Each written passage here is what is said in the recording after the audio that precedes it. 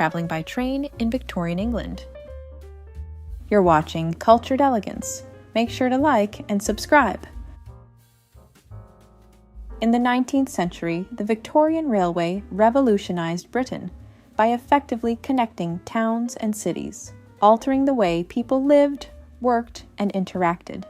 This rail network played a crucial role in enhancing the Industrial Revolution. Before the Victorian era, Britain's transport was mainly reliant on horse-drawn carriages and canals. The landmark Stockton and Darlington Railway opened in 1825, initially for freight, becoming the first public railway to use steam locomotives. However, the real shift began with the 1830 Liverpool and Manchester Railway, sparking rapid expansion across the country. By the mid-19th century, an extensive network connected major cities and towns. The new rail system boosted commerce by enabling faster and more efficient transport of goods, such as fresh produce, which could be delivered nationwide while still fresh, leading to lower food costs and improved diets, especially for the poor and working class. Railways also transformed mass media and postal services, making same-day newspaper delivery from London to Edinburgh a reality, and speeding up letter delivery. This was groundbreaking for communication. The workforce was profoundly affected as well. People could now live in suburbs and commute to city jobs, changing living patterns and making education more accessible, though initially expensive for the lower classes. Train tickets varied, allowing different social classes to travel by train, with the introduction of third-class carriages making it affordable for more people. The popularity of train travel surged throughout the Victorian era. However, expanding the railway network faced several challenges. Each new line required an Act of Parliament, leading to opposition from influential landowners concerned about property disruption, resulting in legal battles and route changes. Canal companies, threatened by the competition, also used their political influence to obstruct railway development. Types of trains. Express trains. These were the pride of the railway companies, fast, sleek, and punctual. Designed for long-distance travel between major cities like London, Manchester, and Edinburgh. Express trains reduced journeys that once took days by coach to mere hours. They had few stops and prioritized comfort and speed, especially for upper-class travelers. Local and stopping trains.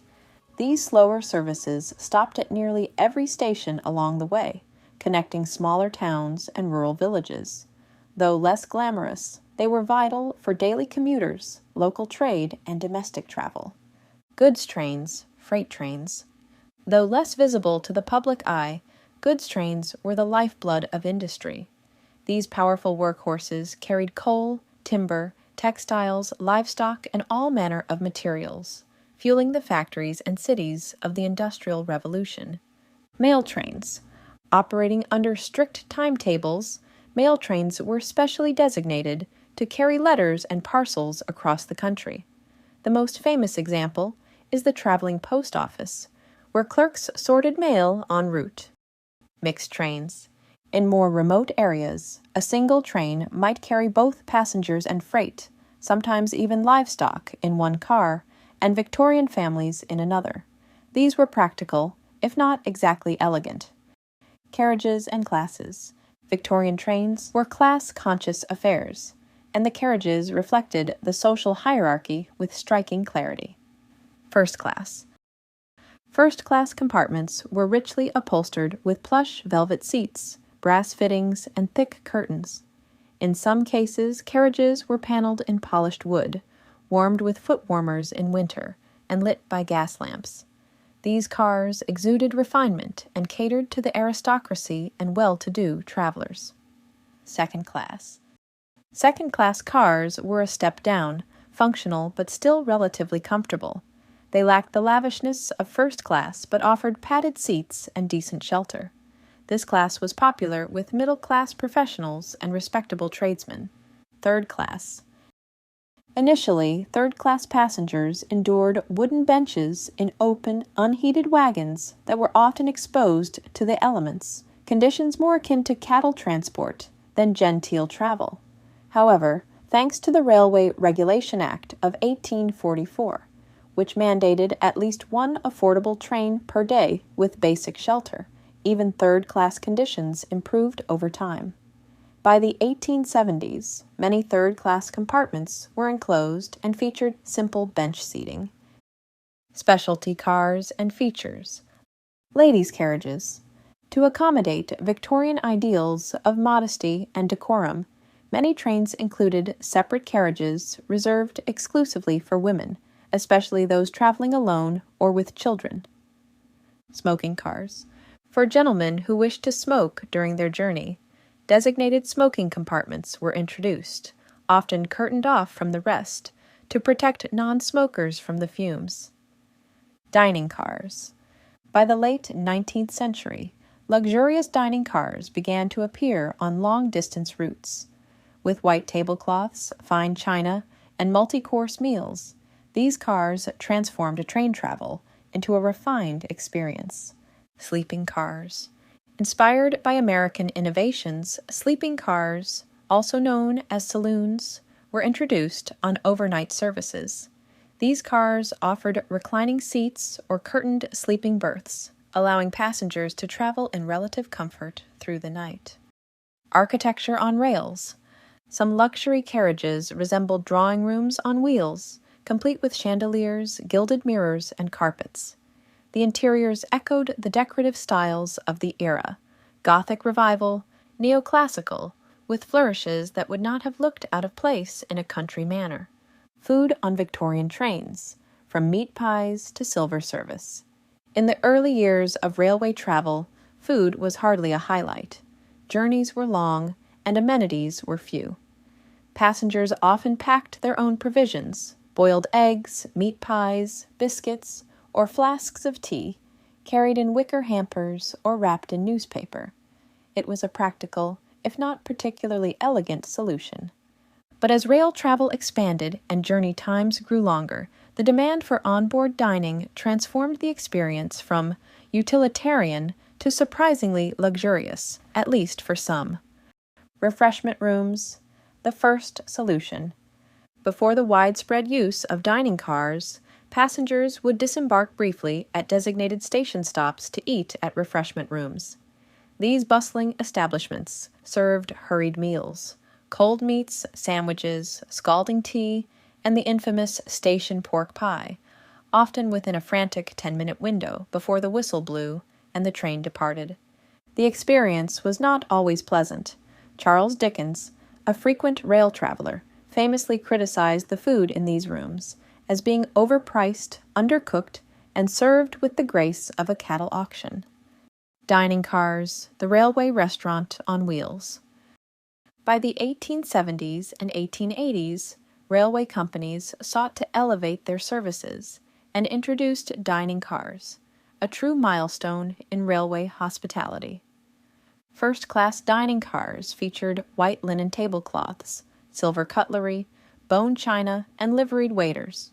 Meals were served in multiple courses, soup, often a consommé or mulligatawny, roast meats like lamb, beef, or duck with potatoes and seasonal vegetables, a cold pudding or tart followed by cheese and fruit, tea or coffee served in fine porcelain cups. On certain prestigious routes, such as the Great Northern Railway's London to Edinburgh line, the experience rivaled that of a fine hotel. Wealthier passengers enjoyed what was called silver service, where meals were brought to the table from a nearby kitchen car, plated by hand with flourish and ceremony. Third-class fare, simpler but not starved. For third-class passengers, there were no formal dining cars. Instead, food was sold from station kiosks or carts, or occasionally by vendors who walked the train platforms during longer stops. These hawkers offered buns, boiled sweets, meat pies, apples, and sometimes hot tea in tin cups. For many working-class families, a packed lunch remained the staple, a practical spread of bread, cheese, and perhaps a piece of fruit. Still, the influence of rail travel helped democratize British tastes. Even modest travelers gained access to once rare food items, and the idea of eating while in motion became an everyday novelty. Luxury and innovation, the birth of gourmet travel. By the turn of the century, railway catering had become an industry in itself. Railway hotels, like those at King's Cross, York, and Glasgow Central, supplied carriages with fresh delicacies. Companies began to pride themselves on their culinary offerings, some even printing menus daily, much like on an ocean liner.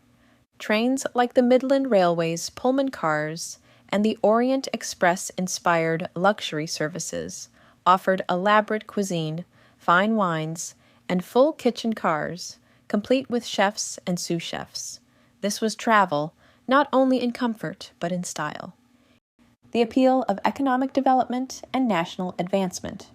The construction of railways in Victorian Britain was motivated by various factors, with economic growth being primary. Railways provided access to new markets for a wide array of products, beyond just food. By lowering transportation costs for nearly all goods, they invigorated key industries such as coal and iron. Additionally, railways were perceived as emblems of advancement, wealth, and modernity, establishing Victorian Britain as a leader in global industry. The government, aware of these advantages, frequently backed railway initiatives, while generally leaving their management to market forces. Strategic and economic necessities. The railway network's growth in Victorian Britain was partly propelled by the need to recover economically after downturns. While costly to establish, railways were viewed as lucrative investments. They spurred industrial development, provided substantial returns, created numerous jobs, a mobile workforce, and improved the nation's infrastructure. The government also saw strategic advantages in railways, notably in swiftly deploying troops. This wasn't limited to warfare, but extended to controlling civil disturbances. The Victorian era was characterized by substantial upheaval, meeting resistance in many forms. Rapid troop movement became crucial in addressing political unrest and potential civil conflicts. The contribution of private investment and speculation. The funding for Victorian railways came largely from private investors due to the high costs involved, beyond what the government could bear alone. Investors, ranging from wealthy industrialists to middle-class individuals seeking fortune growth, were attracted by the potential for high returns. The vast expansion of the network was heavily reliant on this influx of private capital. However, this period was not without challenges, leading to speculative excesses, especially during the railway mania of the 1840s. This refers to a phase of frenzied investment, resulting in an unsustainable rapid expansion. Like any speculative bubble, it eventually burst, leaving significant financial repercussions. The rise and fall of a railway tycoon. George Hudson, celebrated as the Railway King, played a pivotal role in the expansion of Britain's railway system during the Victorian era. Starting his professional journey as a draper, Hudson was quick to see the potential in the burgeoning railway industry. His early investments led to immense wealth and influence. In 1842, Hudson was instrumental in establishing the Railway Clearing House, a key institution that laid the groundwork for a more integrated and efficient railway system. Hudson was a major player in the development of various significant railway lines and was responsible for the amalgamation of numerous smaller lines. However, his career faced a dramatic collapse in the late 1840s due to financial mismanagement and scandal, a stark reminder of the risky nature of railway investments during that period. Victorian railways and crime rates. The advent of railways had an indirect impact on crime rates. It facilitated easy travel, which in turn provided new opportunities for criminal activities such as theft and pickpocketing, especially in crowded city stations. trains transporting money and valuables became targets for organized robbery attempts, necessitating the employment of guards on these trains. Additionally, the railway network offered criminals a quick means of escape following a crime. Safety on Victorian trains. In the early days of rail travel, safety was a significant concern. Accidents were frequent due to insufficient safety measures and a lack of expertise in operating high-speed trains. To enhance safety, several measures were gradually introduced, such as improved braking systems, safer carriage designs, and the establishment of railway policing and safety regulations. Lore and strange Victorian beliefs about trains. During the Victorian era, there was an unusual belief called railway madness. It was thought that the speed and movement of trains could negatively affect the human mind, leading to unusual and occasionally violent behavior. Thank you so much for watching. If you'd like to support the channel, consider becoming a channel member. It really helps us continue creating more elegant, history-rich content. Don't forget to like, subscribe, and share this video, and I'll see you in the next one.